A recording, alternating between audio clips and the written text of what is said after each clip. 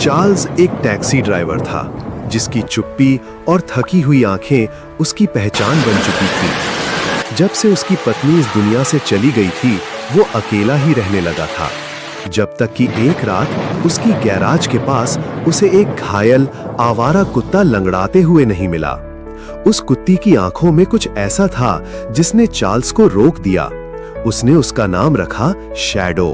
हर दिन शैडो उसके साथ टैक्सी की अगली सीट पर बैठता, हवा में उसके कान उड़ते और सवारियों के चेहरों पर मुस्कान ले आता। सालों के साथ शैडो सिर्फ एक पालतू नहीं रहा, वो चार्ल्स का साथी, उसका श्रोता, उसका परिवार बन गया। लेकिन समय किसी को नहीं बख्शता। एक सर्द सुबह शैडो अचानक गिर पड़ा। चार्ल्स उसे तेजी से डॉक्टर के पास ले गया। उसका दिल पहले कभी इतनी तेज नहीं धड़क रहा था। डॉक्टर ने कहा, अब समय आ गया है। चार्ल्स ने उसे अपनी गोद में भर लिया और धीमे धीमे उसे उन दिनों की कहानियां सुनाने लगा, उनकी सवारी की, चाय की दुकानों की और हंसी की। शैडो धीरे धीरे शांत हो गया। चार्ल्स ने उसके माथे को चूमा और कहा, धन्यवाद मुझे खोजने के लिए।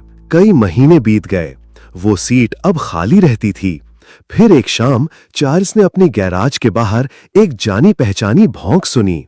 एक छोटा पिल्ला, उन्हीं आंखों वाला, वही ऊर्जा, दरवाजे पर खड़ा था, पूंछ हिला रहा था। चार्ल्स की आंखें नम हो गईं, लेकिन उसके होठों पर मुस्कान थी। आजा शैडो, उसने दरवाजा खोलते हुए कहा। चलो एक और सवारी पर चलते हैं। और वे दोनों फिर चल पड़े, दोस्ती के अगले अध्याय की ओर।